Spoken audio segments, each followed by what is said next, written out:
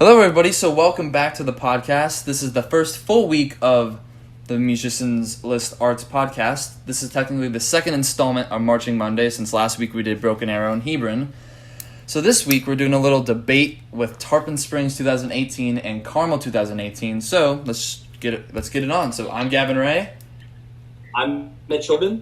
And we're gonna get started. So, of course, like always, go to the Instagram to go get that audition information.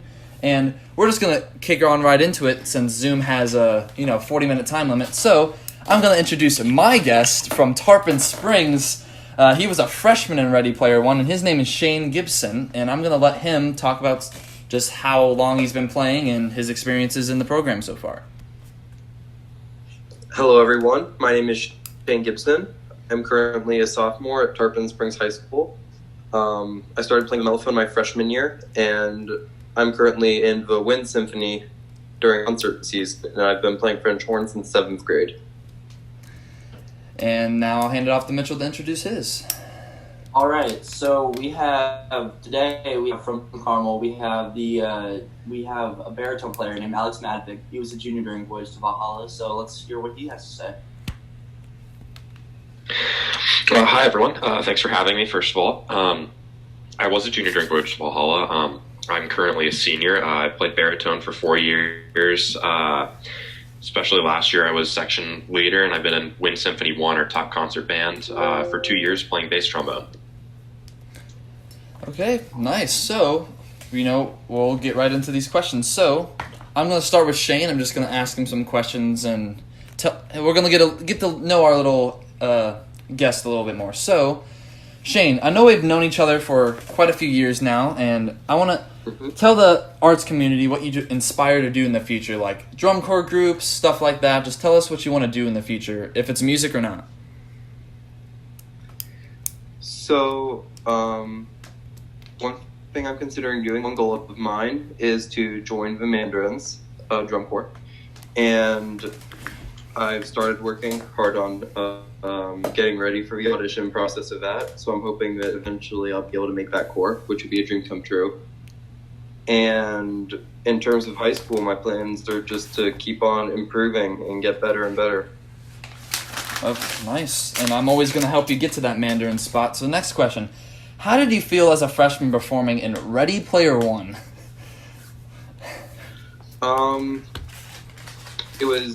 It was really overwhelming at first, being a freshman going into a program with such a good production as RP1 was. But I feel like I was able to handle it fairly well, and I had a lot of people who were able to help me on the way. Okay, nice. So our third question is, do you have any stories, like a quick story you would like to tell anybody, or just, the arts community that was about that season specifically, like an event that happened that inspired you to push on and stuff like that?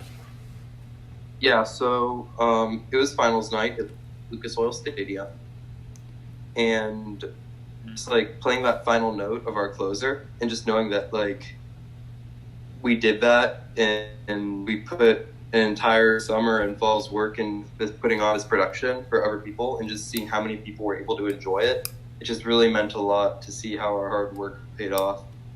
It was a great thing just going off this stand with me limping with my knee, and then I got to hug you and congratulate you on completing your season, because I know I was very hard on you that season just to keep pushing you, and I'm glad at the place you're at now. So I know so we'll skip that last question. You sort of told us about how you felt that show, it was a great show, stuff like that. So Shane, I'm going to conclude that with your question. So Mitchell, go ahead and ask Alex his questions.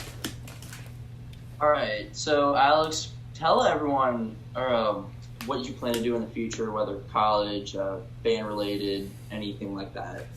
So, I have attended a couple drum corps auditions this year, planning for this summer. But overall, I just, with a lot of demanding things, especially going into college next year, I don't think it's the right move for me. So, unfortunately, I won't be pursuing drum corps. However, when I attend Purdue University next year, I will plan on being in either a concert band, wind symphony, or a jazz band. So those are my plans as of right now. I don't have anything else kind of set out for the future, but I'm excited to, continue playing my instrument and keep doing that. But, as much as I'd love to do drum corps, I just don't think that that'll work out for me. Right, I get that. I completely get that. So, how did you feel as a performer in Voyage to Valhalla? There are a lot of different words that, could be used. I by far think that Voyage to Valhalla was the absolute best show that, Carmel has ever had. I 110% stand by that. And I think that, especially, as a junior, when we kind of just introduced this new level, from our perspective, it was the most difficult show that we had ever performed at that point, technically and musically a little bit too. And so it was such a challenge to be able to kind of move through that, and it was, especially for me, kind of a welcome to challenge at that point. And it was something that, as a junior and not having that senior leadership gave me something to kind of like work on. And so at the end of the year, for being a performer, it was probably just so incredible to be able to master something that at the beginning was so incredibly difficult compared to everything else that we had done before. So it was probably by far my favorite season, just in terms of overcoming the challenges and how good it was. There you go. All right, I love that. Do you have any stories you'd like to tell everyone about that season specifically? Yeah, actually, I think it was Indie Super Regional Prelims. We're coming in on a Friday night, I believe. Yeah. And, performing in Lucas Oil, correct me if I was wrong, but was that our first performance in Lucas Oil that season, or was that? That was our first one, because we had regionals for state, and then we went to super regional, and then we went back to semi-state. Okay.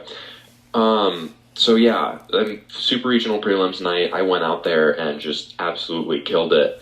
And so, waking up the next morning on finals day, I'm, sitting out in stretch block, and one of the directors, our music director, Pope, comes by me and he's like, "Hey, you got called out on the judges' tape last night for overplaying everyone else around you, right?" I'm like, "Yes." Oh, man. No. And then, minutes later, we're sitting practicing, and Craigie comes up to me, our marching band director, and he's like, "Hey, you got called out on the judges' tape last night, right?" And I'm like, "Yeah, Pope told me 10 minutes ago." And then add another 30 minutes onto that, we're sitting, practicing the beginning of Flight of the Valkyries, and one of our other directors, Cook, comes up to me and again tells me, "Hey, you were on the judges' tape last night." And I'm like, "Yes, two of the directors have told me." And so it was at that point that, like, I was kind of an issue in terms of I was overplaying everyone else to an extreme amount. And then it only took about, I'd say, it's probably second semester in Wind Symphony 1 before the fourth director finally made a comment and joke about it. And all the other directors kind of laughed at it too. So that was, yeah, it was a shining moment, not in a good way. I have so many of those, and you know that. I think we already covered how you felt about our show that year, but let's just restate it here.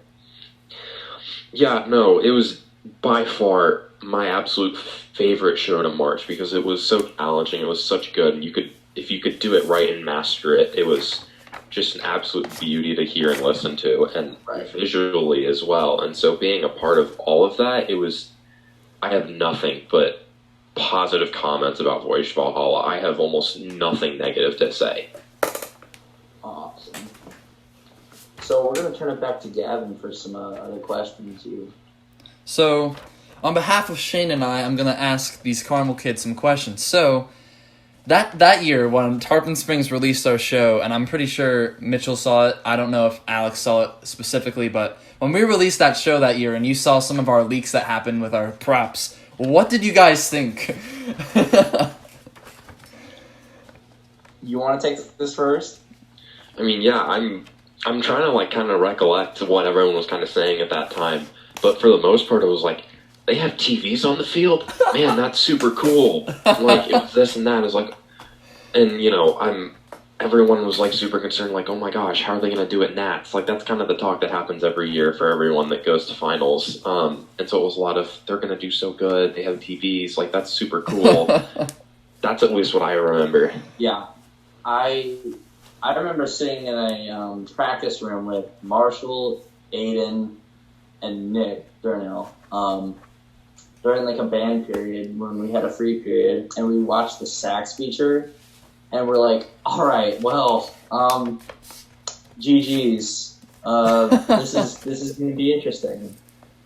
I mean, that's just from the competitive aspect. Personally, I thought it was a really cool show. Like, especially with the TVs, I was like, oh, that's cool. That I love the theme. This is fire. Let's just say we broke some of those Tarpon. screens.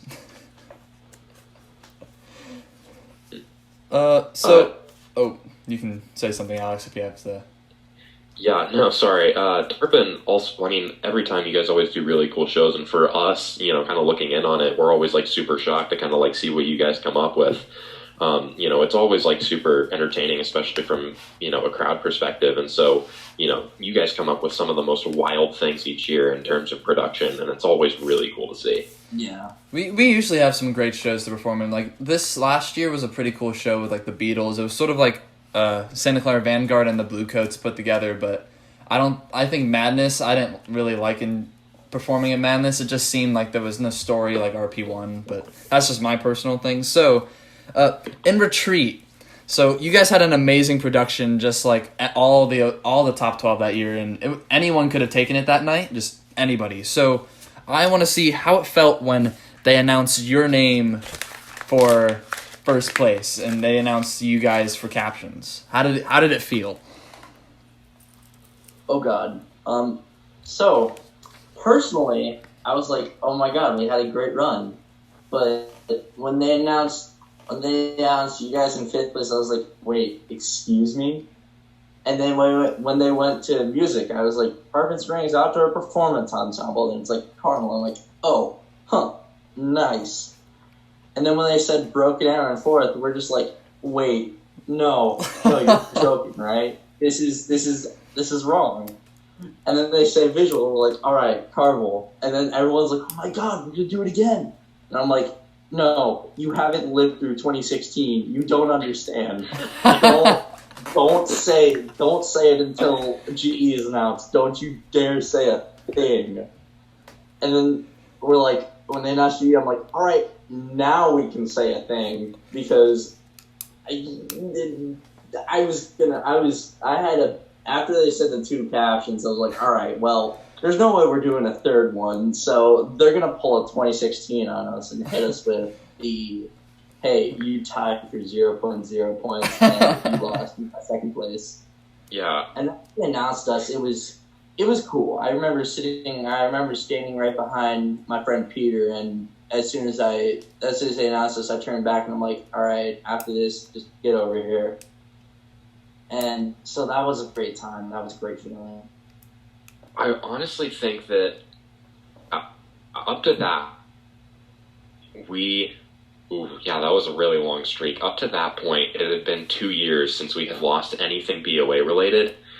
And it's a difficult dynamic to explain of just, you know, of 2018 after we hadn't lost for so long compared to like this year. It's almost like, I don't know how to explain it in the way that we just kind of like, we were very relaxed about everything, you know, and when they kind of like started announcing everything, it kind of played out kind of the way that I was expecting, not 110%, but kind of played out the way that I thought it would. And so I'm, you know, kind of sitting there and they're announcing us, and I was like I genuinely didn't think that we would have swept again. It was kind of, you know, we thought that 17 and us sweeping was kind of an anomaly because that's never happened before.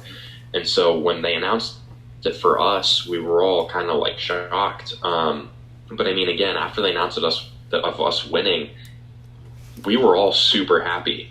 And I think an important thing to kind of like mention, it's not like, and I don't mean this in, we were kind of, a lot of us that had been in the band for that point for 3-4 years almost took it for granted a little bit, because that initial, in 2016 when we won for the first time was just an absolute come from behind kind of thing. And so after 2 years of it, it's really, it's almost like numbing to that, not numbing, but it takes away a lot of that original excitement. And then, I'm still super appreciative of that, but it was a fantastic show and I absolutely, miss performing it. Yeah. But I definitely think that at that point, winning really isn't everything. Yeah.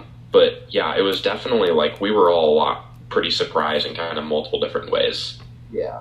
I mean, I know for me that I'm going to look back on this year for a hot second, but I looked at the Vandergrift kids when they got announced first, and, I was like, it really reminded me of what it was like in 2016. Yeah, it's a different level of excitement. It's humbling. Yeah, for sure. Very humbling. Champion the champion.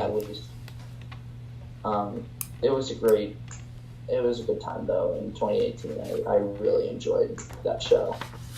So I'll ask my final question, then I'll hand it off to Mitchell to ask Shane and I some stuff. So my final question is, I know we've sort of talked about it before, but how did you feel about our theme, our visuals, and the music in our show that year? Like in finals, it can be any performance. Like, what did you feel about our overall performance and just theme and everything about it? Alex, you can take this. I'm trying to remember.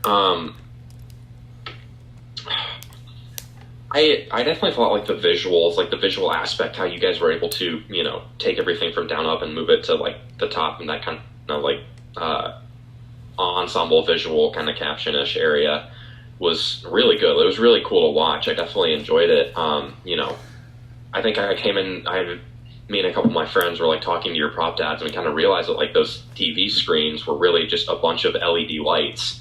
And I thought that was super cool, and it really the way that it works up top is really, really neat to see. And then the music, I don't remember the music that much, to be honest. But I thought the music was good. But I don't remember it that much, so I don't want to speak too much on it. Mitchell, if you remember a little bit more, feel free. Right. I mean, I remember I was watching Grand National prelims because, I was in Spanish 3 at that time, so I was like, all right, we're in the media center. I just said I had to go to the bathroom for 10 minutes and had my flow marching nap.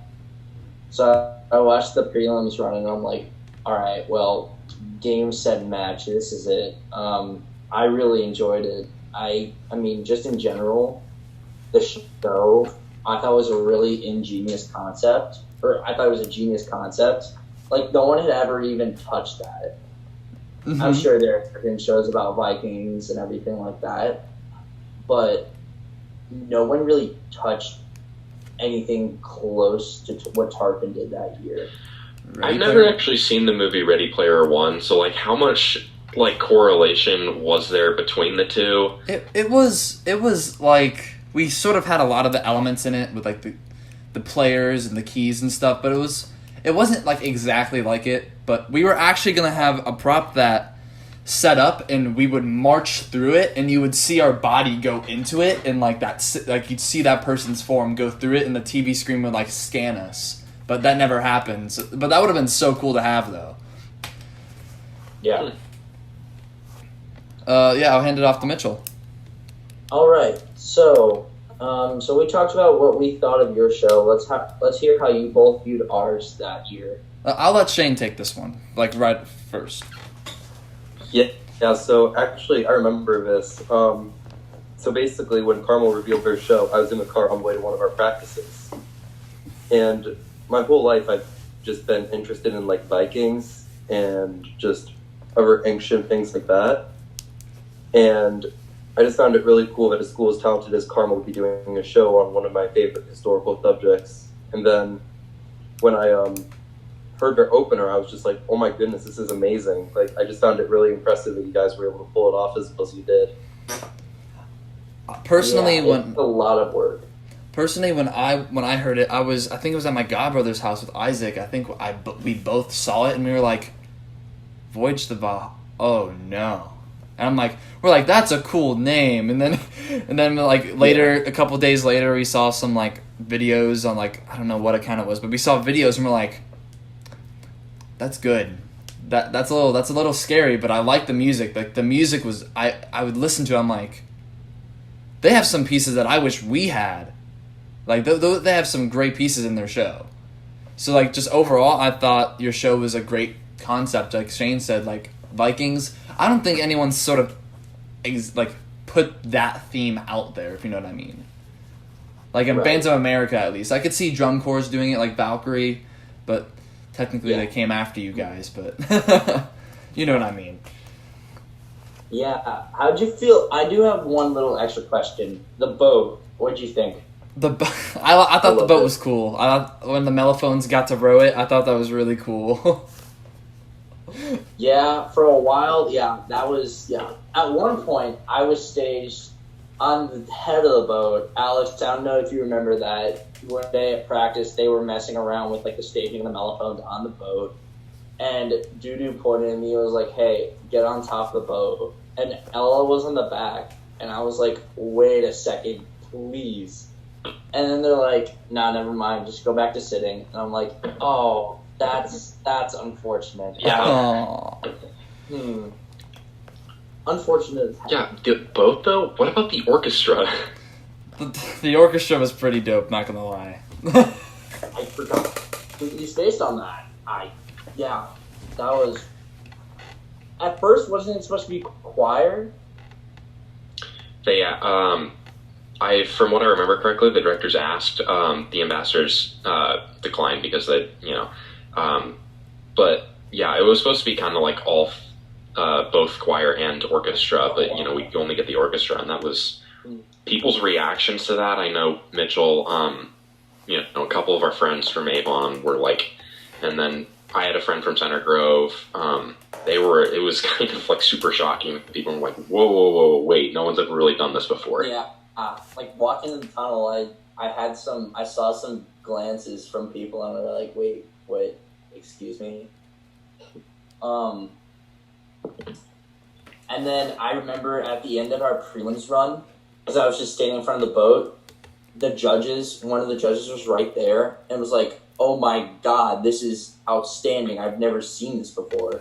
And just while I'm playing my instrument, or while I'm waiting to come in, I'm just smiling. I'm just like, oh yeah, that's right. There we go. Let's just do that. Hopefully this bodes well. But that was cool. I really enjoyed putting that in. I'm going to move on to asking about the props. So talk to us about yours. How hard were they to actually move and make work? And I know we've seen the meme. Okay, so we had to have Xbox 360 controllers controlling those like screens, and Shane, correct me if I'm wrong, it was our prelims run that the prop dads were all running onto the field because the screens that was semis, I'm pretty sure. Semis, I don't know which one it was, but the prop dads were running onto the field to fix our screens, and that's allowed. That's allowed in BOA. Like, if your props are messing up, it's like the prop dads can come on the field, apparently.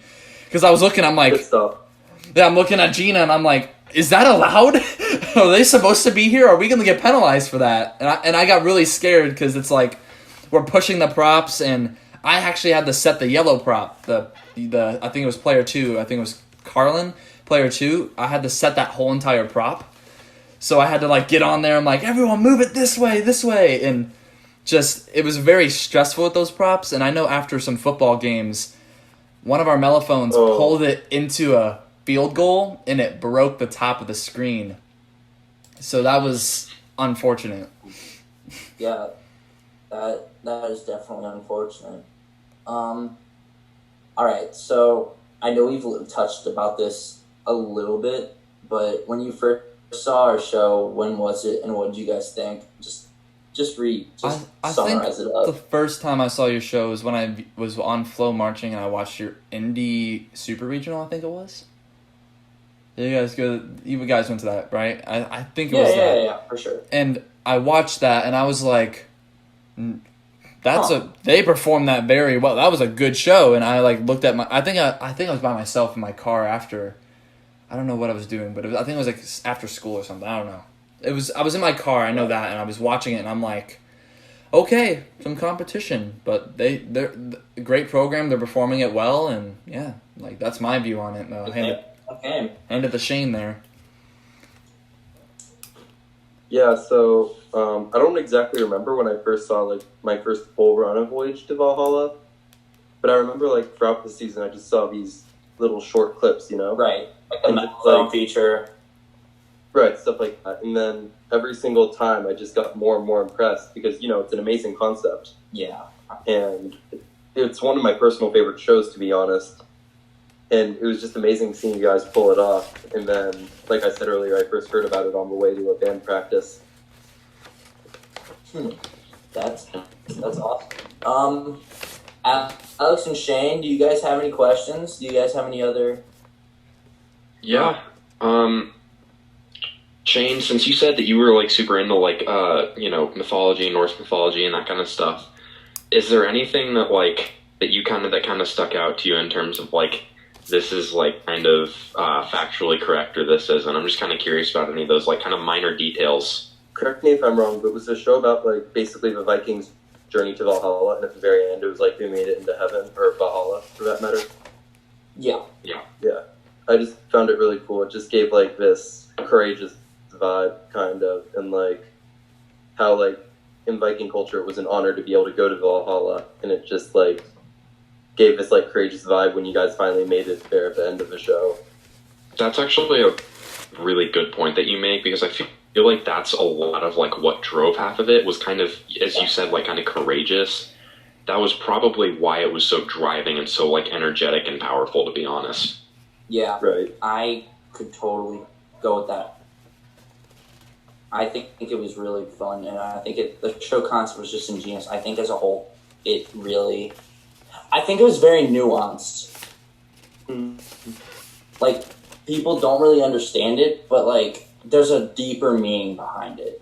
Right. It was originally called the Ring Cycle, actually, because we used a lot of the Ring Cycle music.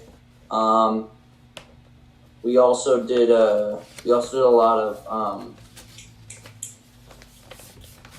We did the Mahler Symphony too, and then we used the Ring Cycle. And I think the idea, because if you really think about it, if you look at where the boat stays at the beginning and where it ends at the end of the show, it's like a complete 360 circle, almost. Oh, nice. Yeah. So I think that was part of it that was really nuanced. So if you guys have any other questions. I'm kind of curious about kind of the in-depths of, Ready Player One and like what you guys kind of know that not everyone else knows. Oh, okay. Yeah. So there was some of the. If you remember us running out with our skirts, I actually was the idea for the skirts, like us running out with them and moving them in the sax feature. I told Mr. Ford, like, that would be a cool idea, and I was talking with Mr. Ford to actually have the choir involved, but that never happened. So that's, yeah, but we were taught, we always wanted to do, the original props weren't TV screens, they were giant, they were the little things that you would march through, and you would be seen, and then we had giant towers, remember that, Shane, the giant towers he had planned, and then all, like, the electric wires on the field? I think so, yeah. That was like, familiar. that's what we were told at Icebreaker, that we'd just have giant tarps that looked like wires, and then towers that were like, I like towers that looked like the city in Ready Player One. Towers and whatnot. Yeah, like stuff like that, and we were gonna have. Oh yeah, I don't know if Alex knows this. So Ready Player One was gonna have 3 endings, and it did. We had either Player 1, 2, or 3 end it. Mm-hmm. But what was gonna happen was after we did the pure imagination section, it was either gonna, after the voting, depending on who won, it was gonna be a different drill set and different music for each part. We were gonna have 3 different endings, but we never got to put that together because we got rained out so much. And we were actually gonna have a 4th player. If you remember this, Shane, Creeley was technically a 4th player. Oh, seriously? Yeah, she was technically a 4th player because she was always in the front. She was like the game master, like stuff like that. She was another main character in the show. That makes sense. So yeah, that's sort of like some of the secrets of Ready Player One that we sort of never got to put together, but. That's actually like really cool, and like a lot of those minor details a lot of people that are super like into this stuff really appreciate like those kind of things. And if you guys had like, especially putting together those different drill sets and music, that would have been really cool to see. Yeah, same. I mean, correct me if I'm wrong, they cut half of our closer, right? At the beginning? They cut like 30 was it 30? I don't know. It was anywhere between like 30 seconds to a minute, because of ISMA time limits are a minute shorter than BOA. Oh, that's right.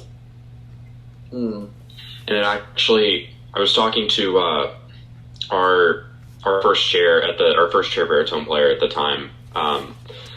He basically was upset about it because the music that we cut out, going from one note to the next, the chord progression wasn't right, and it sounded a little bit off at one point, and you can probably find it. Was that Drew? No, it was Carl. Oh, okay. That's right. Yep. Okay, so, what we're going to do now, and if Shane has any questions, we're going to have him do it after the judging, just so we have some more in the second tape. So, we're going to do, thank you guys for coming on. You guys can either stay in the call, and if this call ends because of Zoom, just rejoin it, and we'll be back eventually. But Mitchell and I are both going to leave the call. He's going to judge Tarpon Springs, and I'm going to judge Carmel with those same judge papers we used for the other two groups. And, yeah, we're going to talk about our comments afterward. Hello, everybody. So I'm Gavin Ray. I will be judging Carmel 2018 Voyage to Valhalla. Oh, there's us. We're actually getting off the field right now. Hi, Tarpon. I see. I'm over there somewhere. So here comes the boat. So we're judging both music and the marching comments. So this will be cool. Oh, yeah, they're marching out on the field. Here comes Carmel. I've always very much respected this program and their show themes and just overall presence, and they're such a nice group, and they are always very open speaking with everybody, especially when they're the champions. They're not like how some places do it, like other organizations, how there's some people that are just egotistical. They're a very nice program, and they always talk.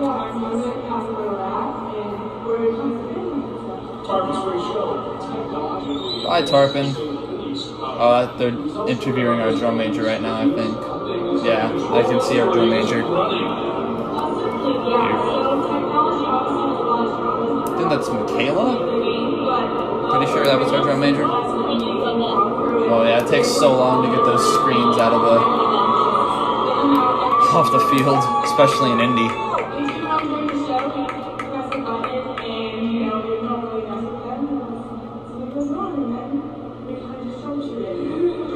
Here we go. I think we're getting ready. There's Tarpon. This is Carmel's finals.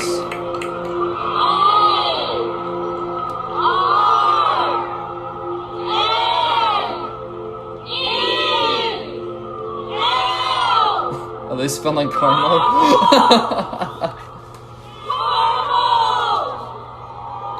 They're very close to a multicam.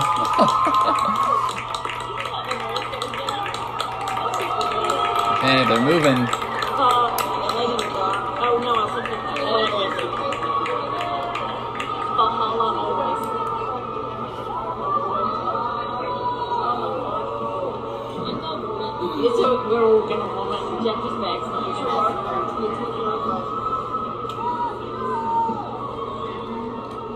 Here we go. They're almost set up. Here comes Voyage to Valhalla. Exciting. Can't wait to see the show again.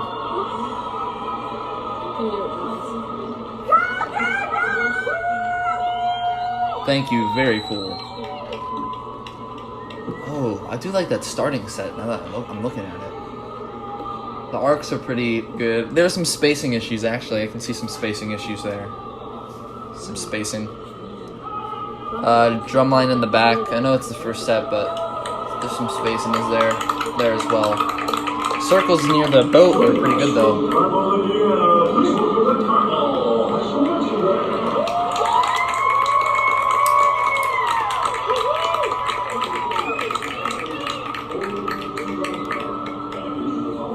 Here we go. Symphony number 2 by Gustav Mahler. Yeah, Mahler Symphony. And America's proud presenter. In grand and national finals performance. Filmmakers Carolyn Hyde, Zachary Tori Moss, Will Culpepper, and Izzy Todd, and the Carmel Marching Greyhounds. There they go, horns up.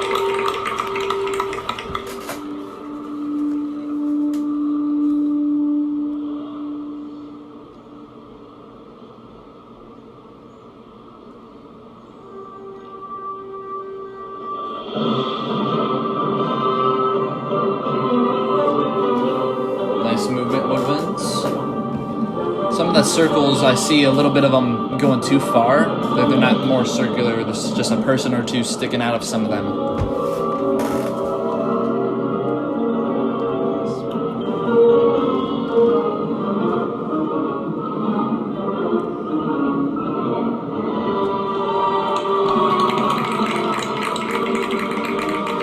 Nice lines, nice lines.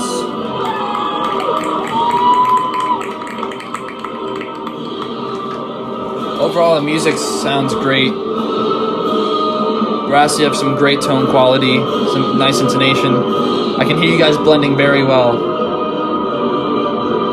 Don't stick out, trumpets.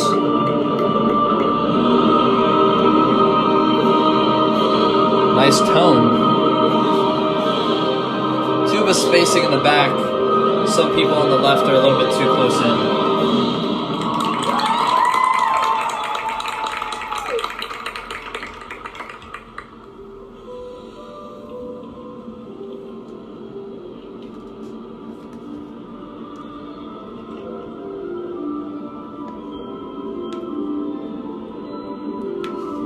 Okay, you all are in time there. The brass, nice.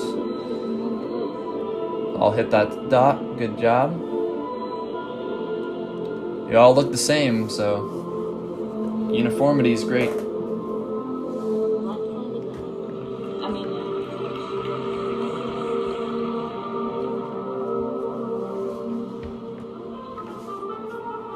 There we go, mellow call.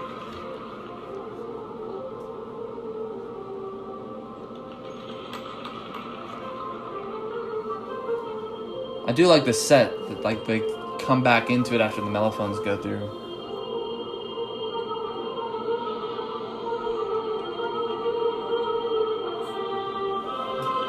Some of those mellophones are a little bit too close to each other.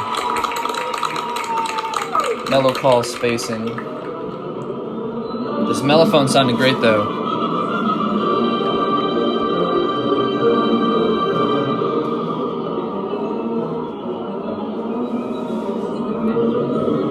I think there could be a better use of dynamics, but you guys are doing some great dynamics already.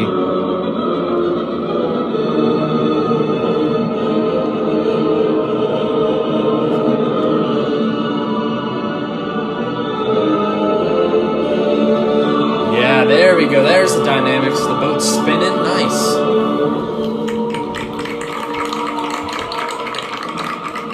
That left circle, that is a little bit open, like too open. It looks more like an oval. Oh, nice form, nice form. Your curves and arcs are good. Here we go. Nice phrasing. Tempo seems consistent.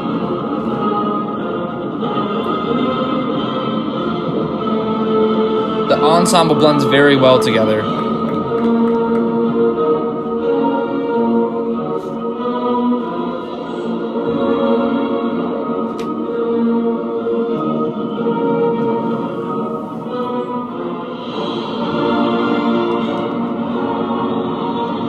I think the drum line could be a little louder.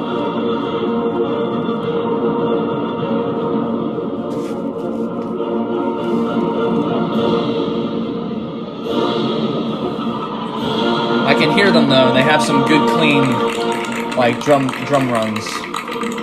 I don't know drum terms. Nice ending. Nice horns down. You guys flow very well with your drill.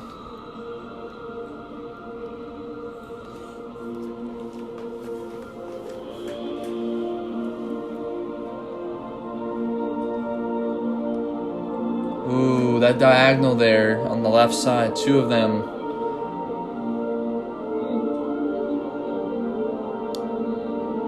A lot of those diagonals a little rough there. Watch the diagonals, woodwinds.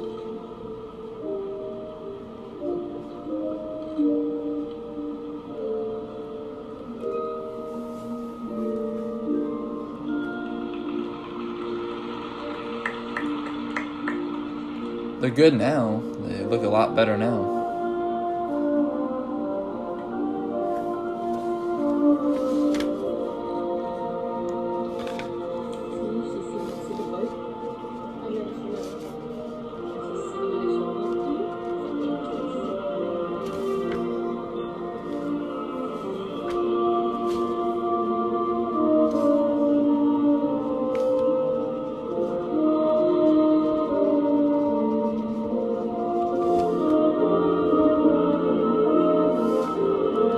Great job, guys.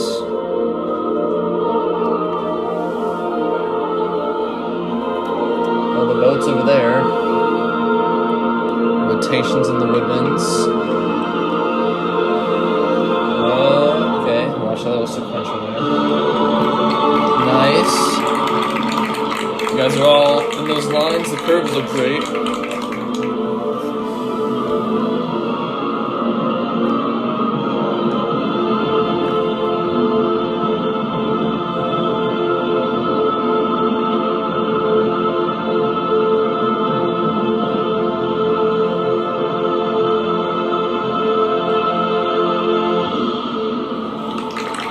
Personally, I think that you guys could have some more movement. But that's just how I do things. I like moving a lot when I'm playing.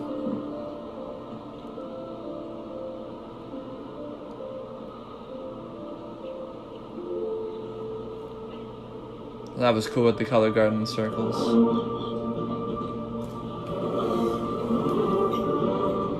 There's the boat.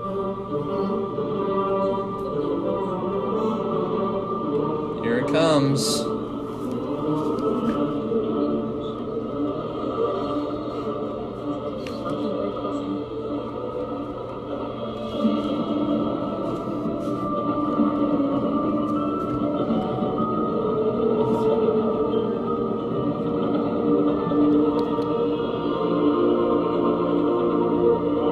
I only heard trumpets stick out so far with the ensemble.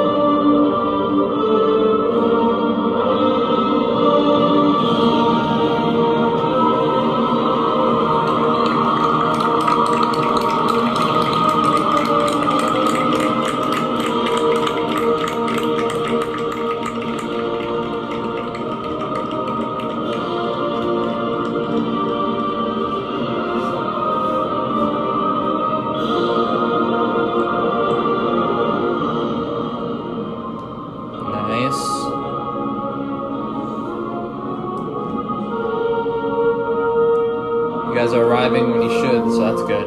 I can tell when you're supposed to. It's pretty nice. And here comes the orchestra. They're all running out.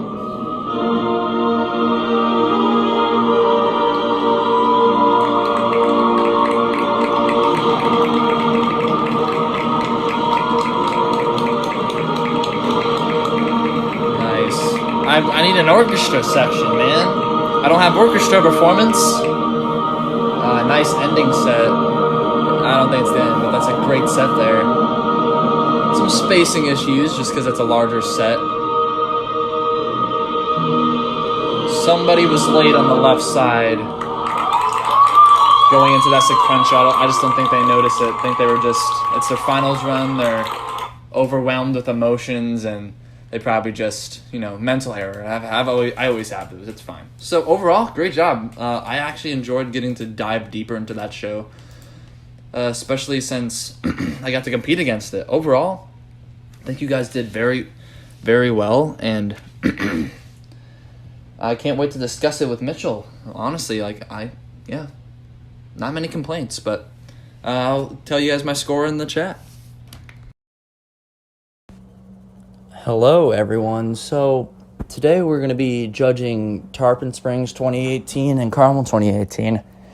Obviously, since I marched 2018, I'm not doing Voyage to Valhalla. I'm actually doing Ready Player One from Tarpon Springs. So I really enjoyed this show, but I'm looking forward to getting more in depth about it all. So let's see what they bring. Oops.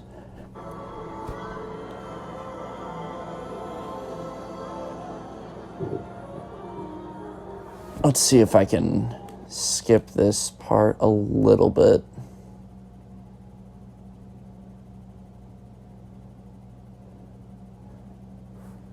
Let's see.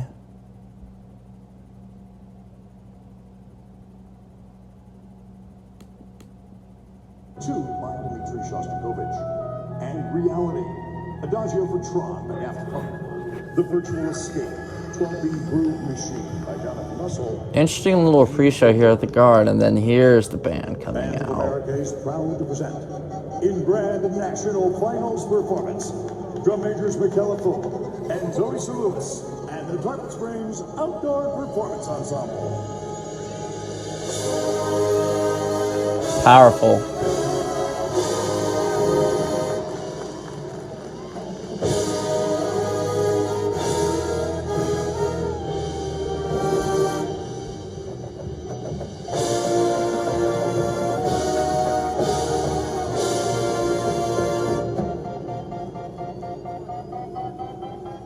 Then build up with the electronics.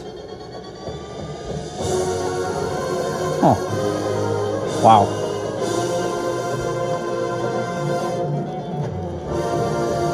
I love the mellows having the lead there.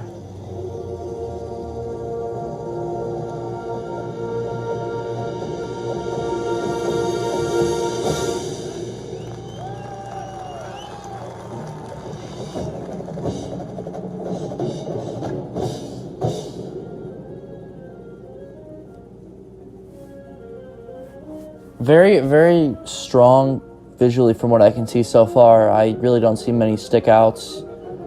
And very technical woodwind stuff. I saw an early season video of this, and the improvement from that, outstanding.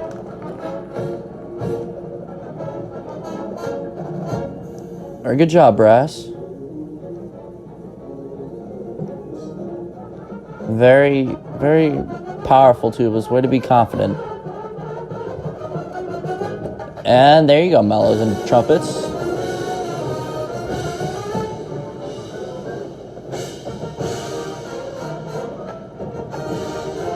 I love how there's just 3 different sections going on. You got your mellophones and trumpets at the front doing something. You got your tubas on the side, and then you got your woodwinds, and you got your baritones. Just they're all doing something different. I like that, and I think that's really cool. And I like the style, especially when it's zoomed in on that. It was really, really consistent. I didn't see any stickouts.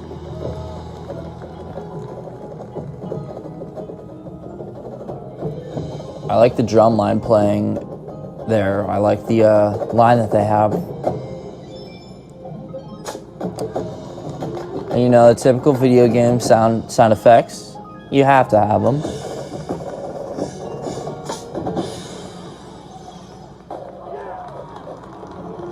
This is just really visually appealing.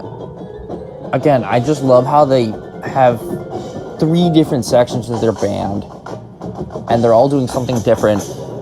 And they feature the percussion in front.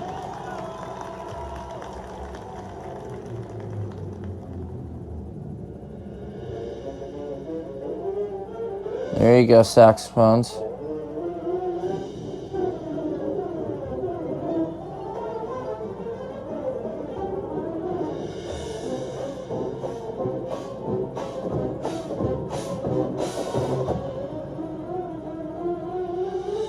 Again, the very, very tough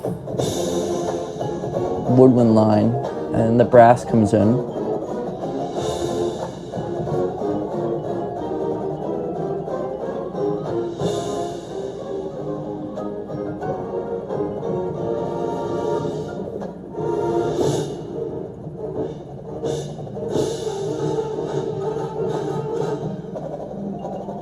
I love how the squares fold in, the blocks fold in on itself.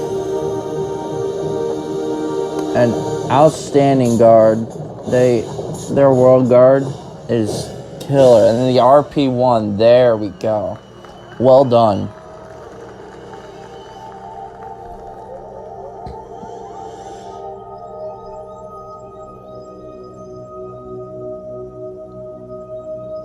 I like how they have a back conductor too. He's sitting in that little booth, back ensemble right there, doing all the electronics with the front ensemble groups with the percussion players.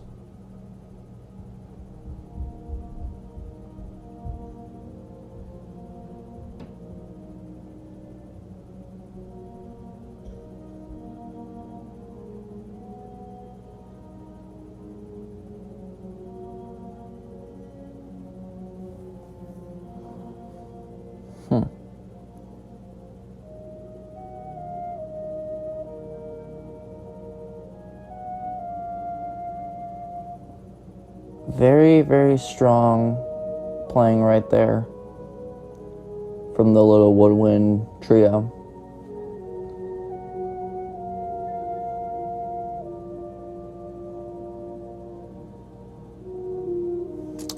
Interesting how to take off their shakos for body. We never did that. We would never do that.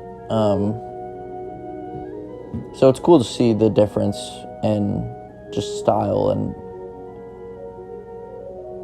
very interesting with the dance with the guard. Very cool choreography that they put together.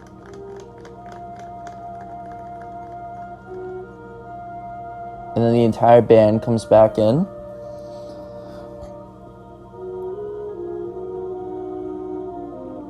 Really cool effect with that. I'm losing my... Anyways, the music, they come in. I love how they can play with different dynamics, and just the guard. This is just so visually appealing as well as musically appealing.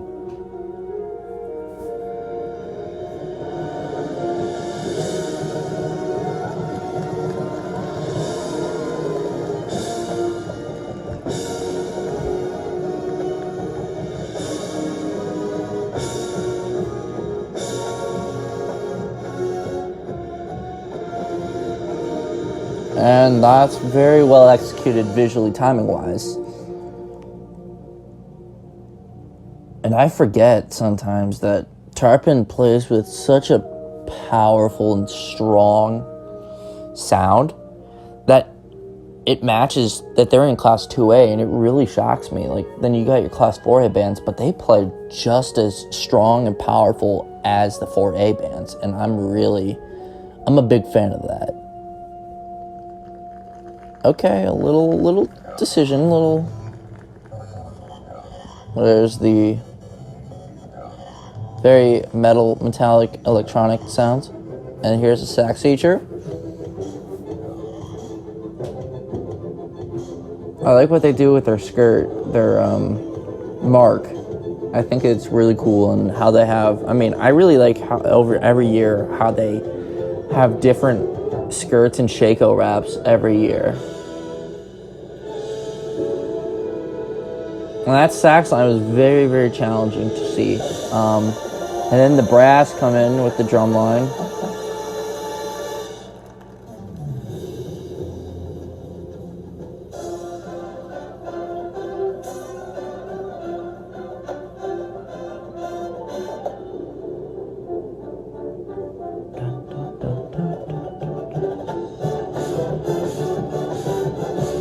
Very, very, very challenging body, but very well executed timing-wise.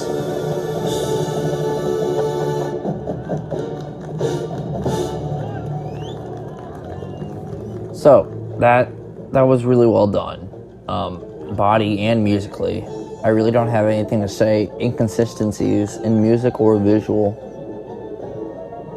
And I can see these flutes just hauling it. The circle's a little folded in. I don't know if that was the drill or just error. And that was really well done. That they hit their drill really nicely, and it turned out to be really clean. A little bit of a inconsistent circle.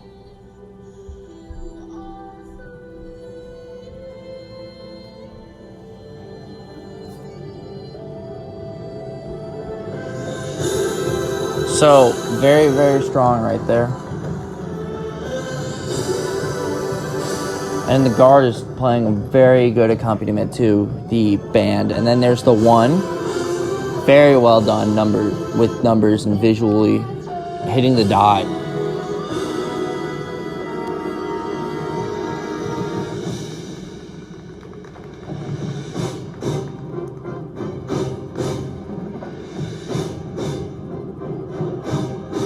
Very tense.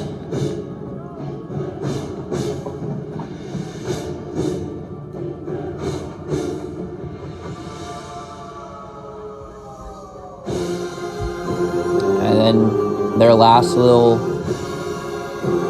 statement there saying, "We're not done yet. You listen to us." Really cool. And then the visual effect of this is just outstanding. Well done. Well done. That was cool.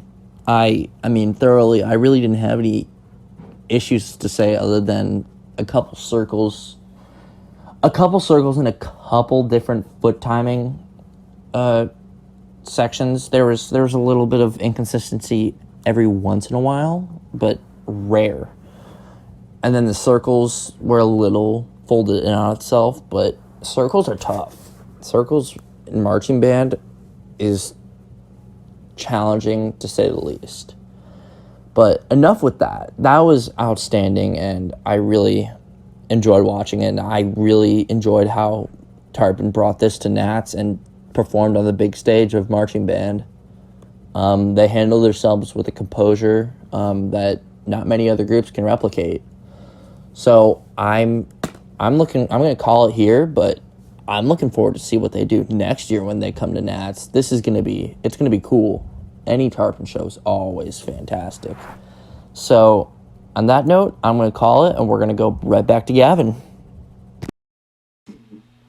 Okay, guys, welcome back. So I hope you guys enjoyed our little debated judge tapes. So, like I said, before we go with the judge tapes, I'm going to let Shane ask some questions first. So, Shane, go over some questions you want to ask.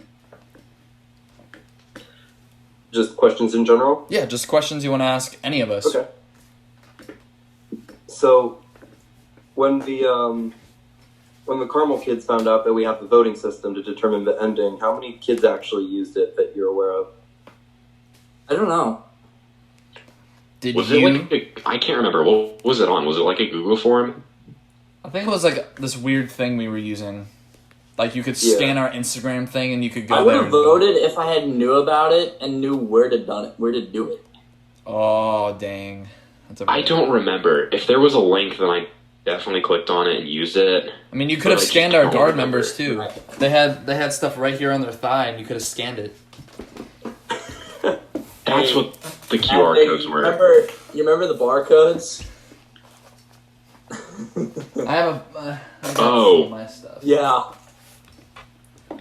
That's why you have to get a QR code reader on your phone, guys. That's why. I mean, in 2016, our guard costumes look like barcodes. Are you forgetting about, 2011 when our show was going viral? Oh, yeah. Boy. Anyways. Let's get back to the task at hand. Any other questions, Shane? So, Mitchell, I know you've said some things about the mellophone feature. What was it like getting the music, working through it, struggling through it, and then finally nailing it? Well, it was was tough. I will say that. I do have a very funny recollection. So the drill was challenging too during that. Alex, I don't know if you remember this, but there was a rep where Crakey just screams, "Mitchell Urban, you are 3 steps off your diet." I remember that clearly. That was really funny. Yes. So that was rough. It was rough. It really was not fun. It was tragic, to say the least. But we got it relatively well at some point. When we all came together, that was the most challenging part of it.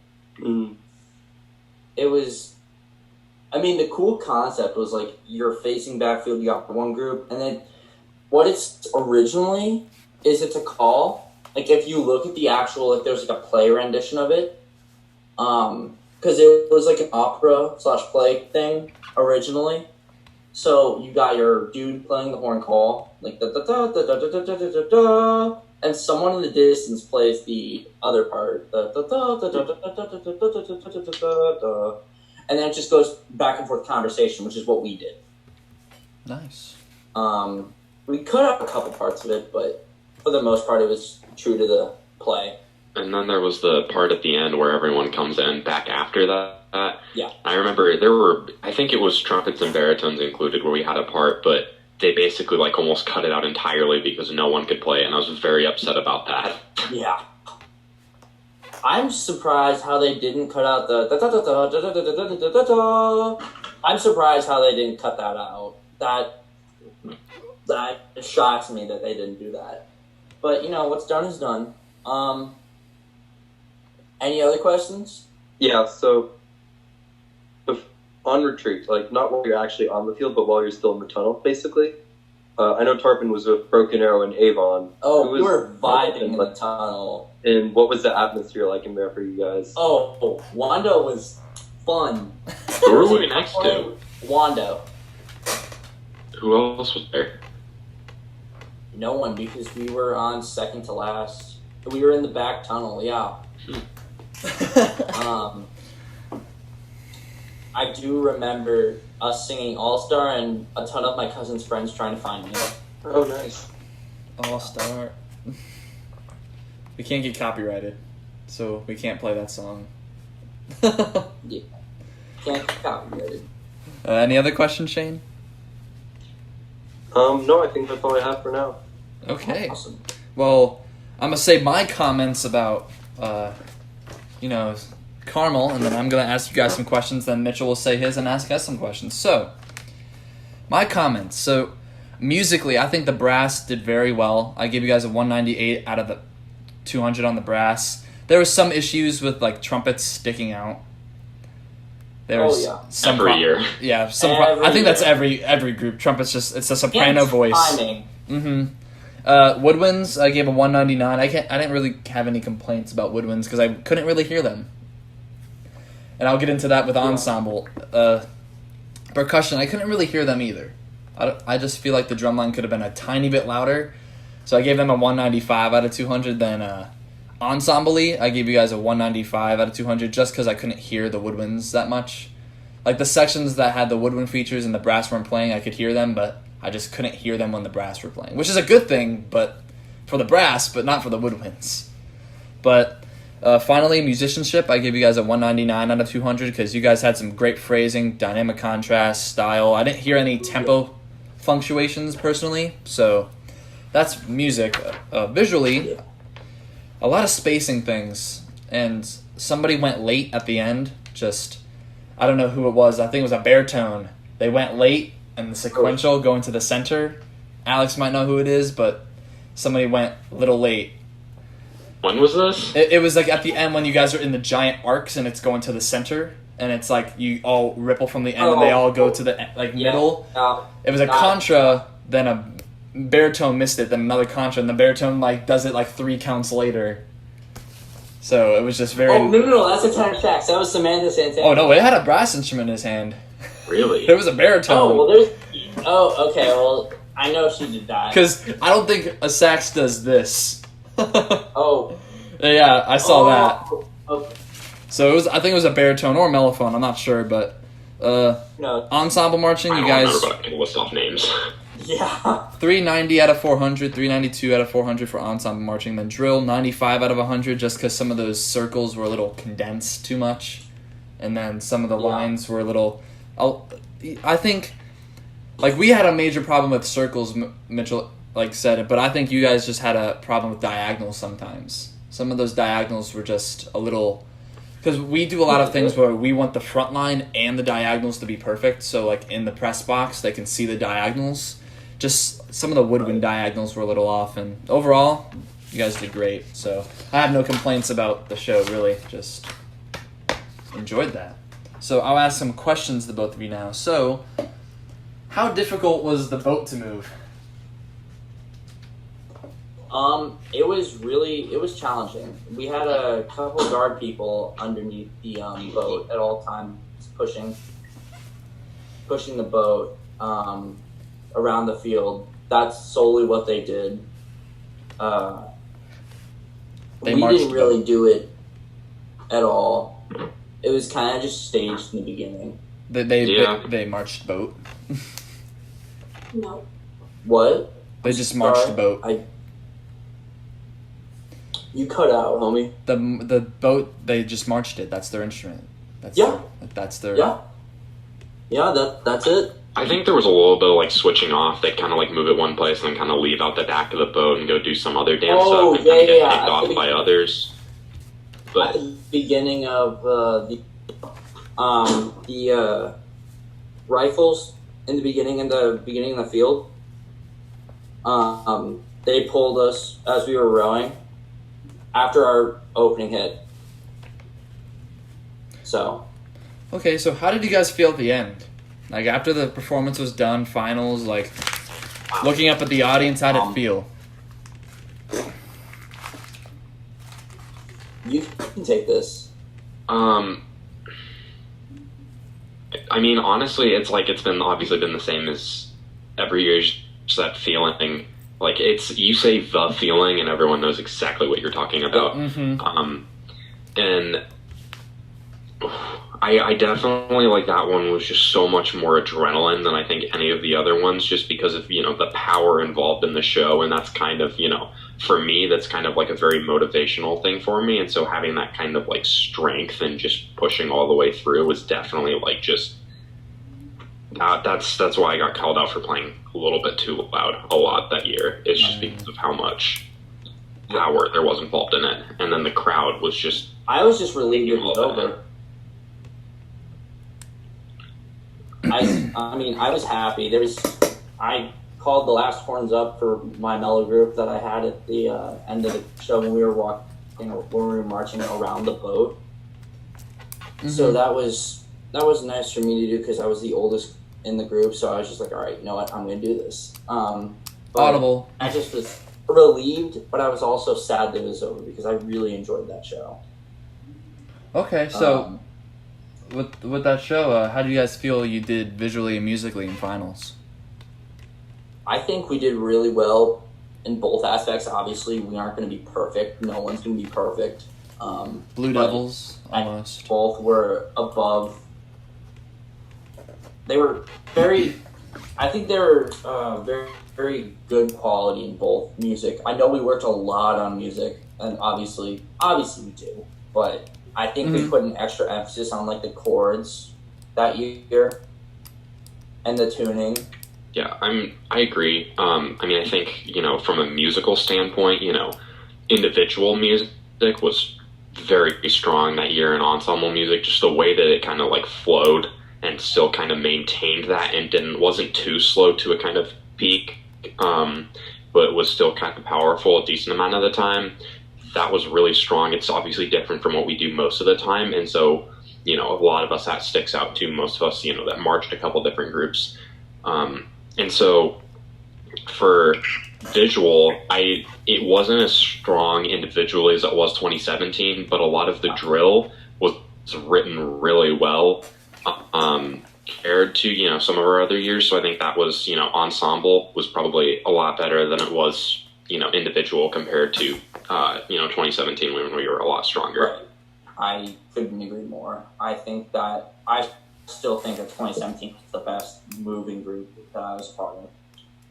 And I know Jeff Young says it a lot too.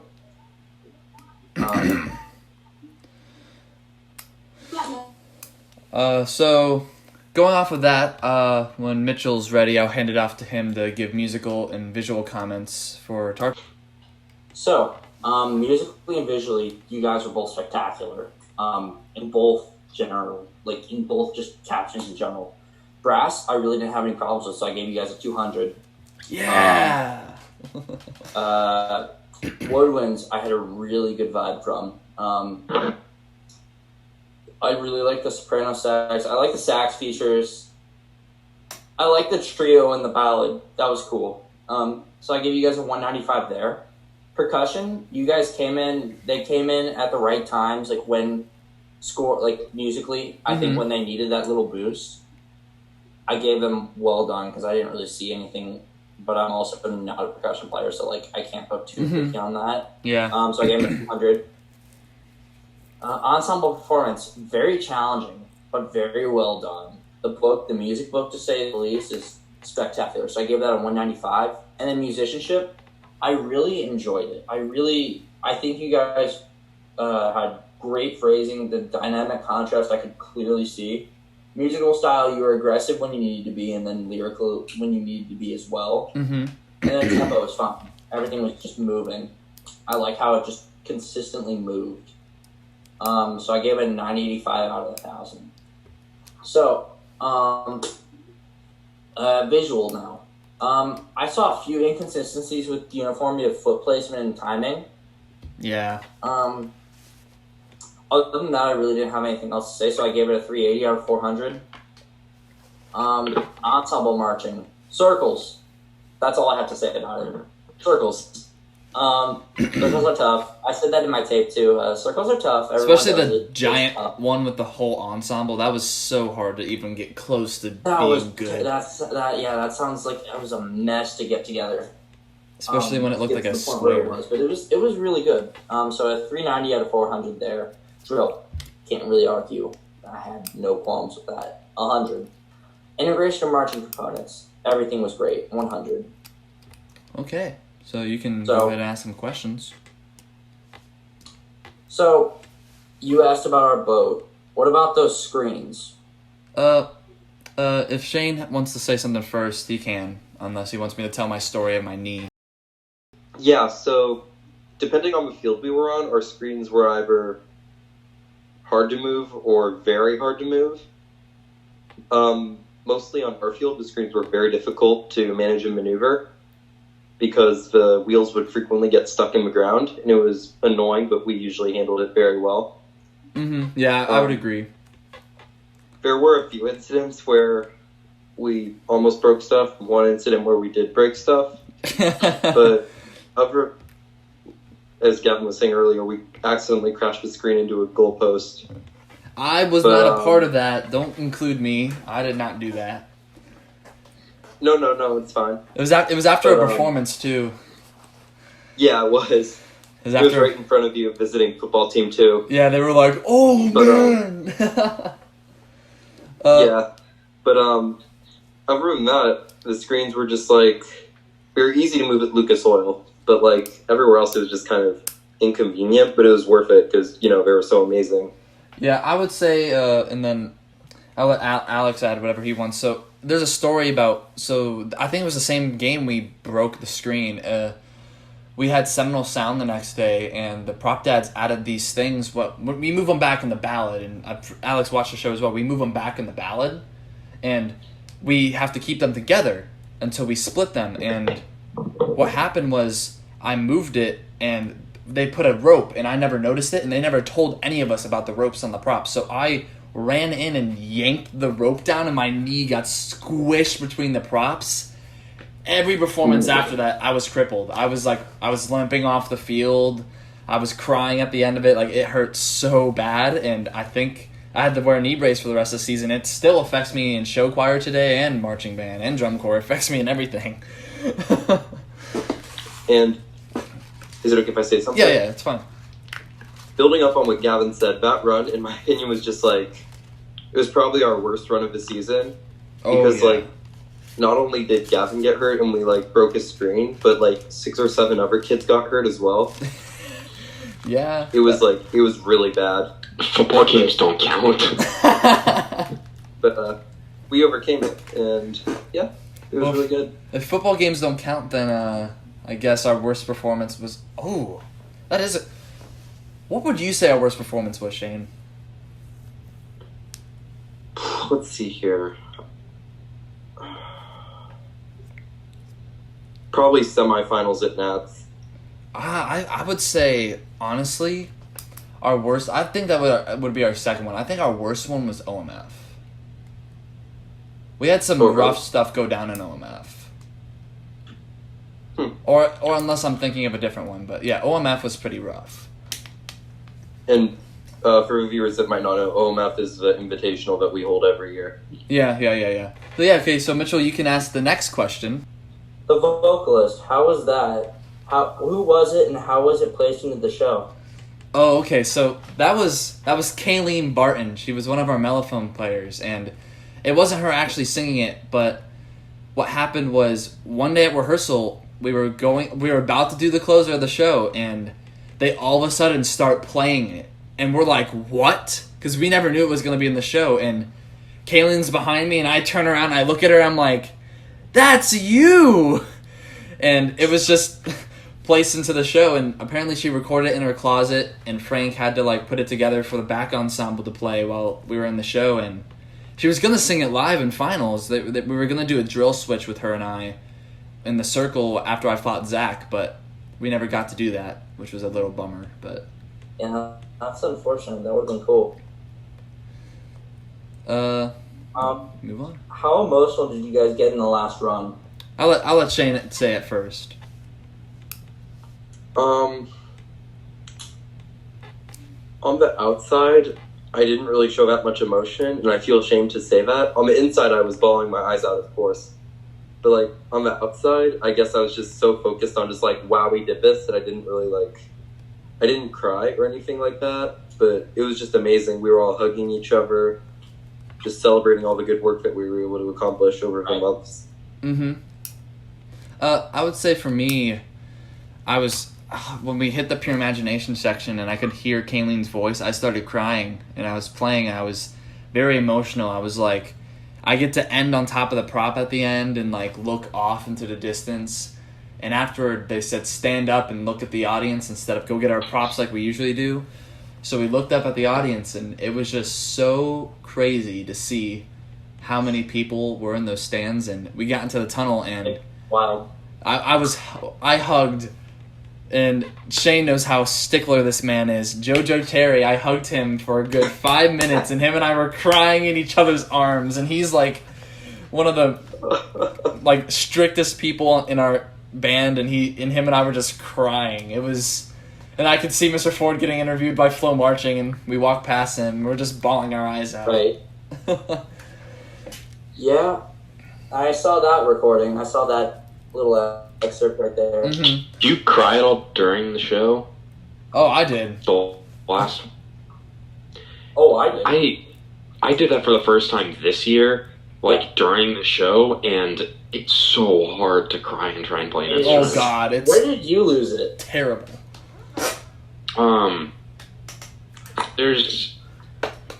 When we did the indoor, when we were just doing music, it was all the time, but during our last performance, it was we only had 3 movements this year, right? Okay. It was in the second, right before, it was sometime around set 46 or 50 when we turn around and the baritones kind of moved to the front of the field. Oh, yeah. That was tough. I lost it when we played the Bohemian Rhapsody stuff, or when Claire started playing the Who Wants to Live Forever stuff after the baritone feature. I was like, nope, all right, well, time to put on a show. And then I just started right before the Bohemian Rhapsody stuff. I was like, all right, well, I can't do this anymore. That put me across. That There was the line, and I crossed it. I'm curious. What like creative? I'm gonna use this word lightly. What kind of like creative liberties did you guys take in terms of editing musically?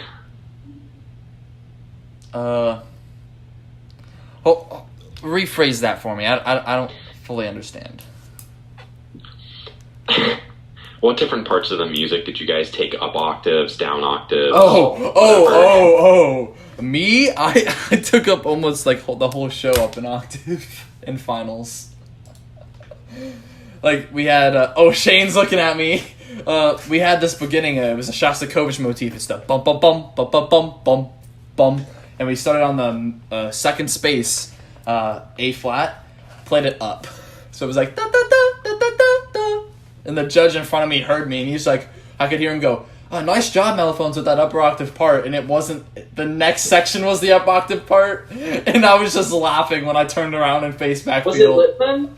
I think it was Lippman. It might have been Lippman. I'm not sure. It was just somebody standing there like, nice I job. I actually auditioned for Boston this year. He did. Jarrett wasn't there. Mr. Lippman wasn't. I think did we meet him at Grand Prix this year? I don't remember. Anyways, yeah, okay. But yeah, it was... Okay. Well, we're going to call the podcast here. So next week, we're going to be reviewing Avon 2018 and Blue Springs 2018. I want to thank Shane and Alex for being on the podcast once again. And, that was Gavin Ray and... Mitchell Urban. And we're out of here.